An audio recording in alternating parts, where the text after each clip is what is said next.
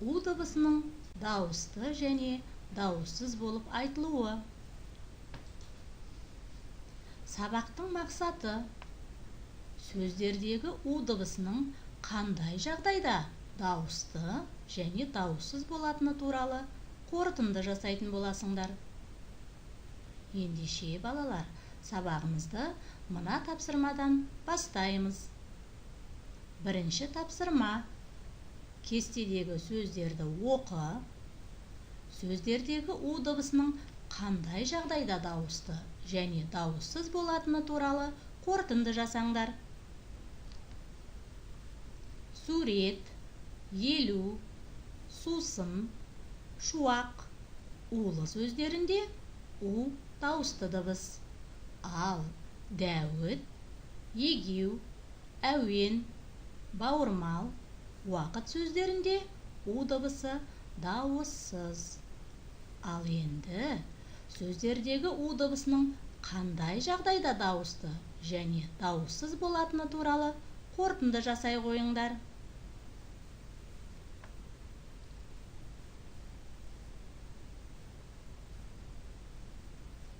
Сонымен, кестедегі сөздер бойынша у дыбысы туралы қандай қорытынды жасадыңдар?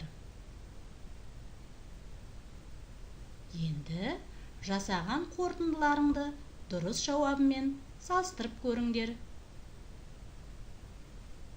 Дауысты дыбыстан соң және сөз басында дауыстыдан бұрын келген у дыбысы дауыссыз болады. Мысалы, ауыл, уақыт.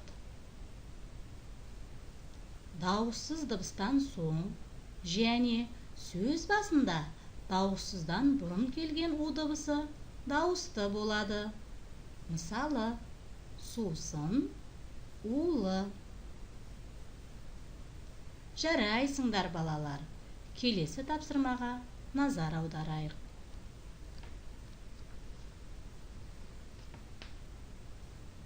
Мәтінді түсініп оқы, сұраққа жауап бер.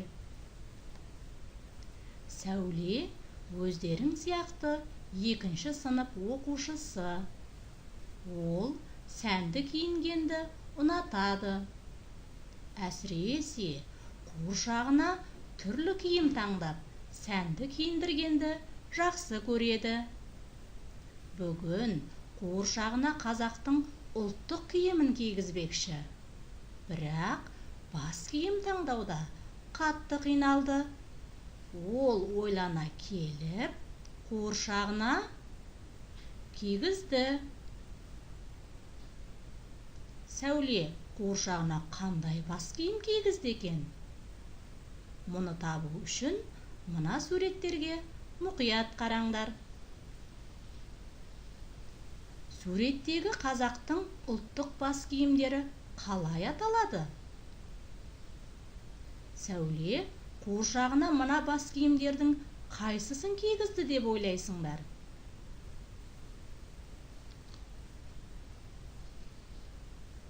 Дұрыс айтасыңдар балалар. Суреттегі қазақтың ұлттық бас киімдері бөрік, тақия, сәукеле, тымақ, кимешек деп аталады. Ал Сәуле ойлана келіп, қуыршағына сәукеле кигізген екен. Енді балалар, сәукелені сипаттап көріңдерші. Ол үшін берілген тірек сөздерді қолданыңдар. Тағы қалай сипаттауға болар еді?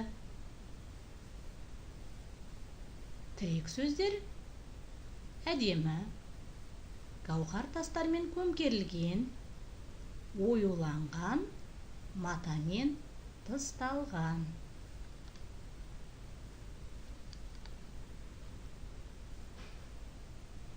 Менде әдемі, гауһар тастармен көмкерілген, оюланған, матамен тысталған, төбесіне үкі тағылған, төменгі жағы ақ мамықпен қапталған деген сипаттаулар шықты. Ал сендер сәукелені қалай сипаттадыңдар?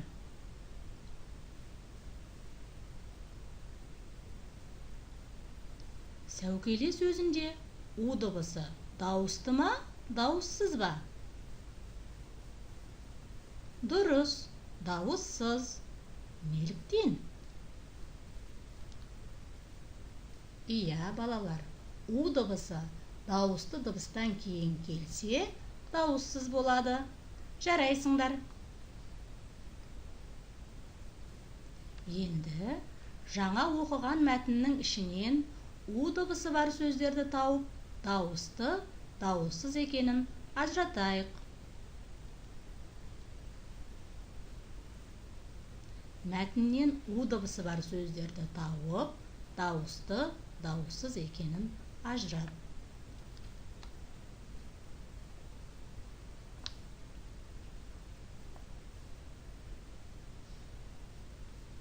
Балалар, у дыбысы бар сөздерді тауып, дауысты, дауыссыз екенін ажыратып болсаңдар, дұрыс жауаппен салыстыра қойыңдар.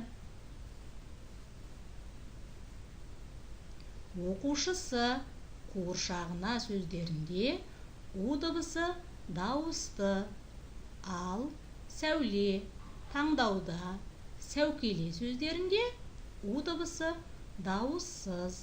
Неліктен? Дұрыс, оқушысы қуыршағына сөздерінде у дыбысы дауыссыздан кейін, ал сәуле, таңдауда, сәукеле сөздерінде дауыстыдан кейін келіп тұр. Жарайсыңдар, балалар. Сонымен, бүгінгі сабақтан не үйрендіңдер? Иә, сөздердегі у дыбысының қандай жағдайда дауысты және дауыссыз болатыны туралы білдіңдер. У дыбысының дауысты және дауыссыз болып айтылуына байланысты қорытынды жасай алған болсаңдар, өз ұстаздарыңмен ойларыңды бөлісуді ұмытпаңдар. Сабағымыз аяқталды. Қош сау болыңдар.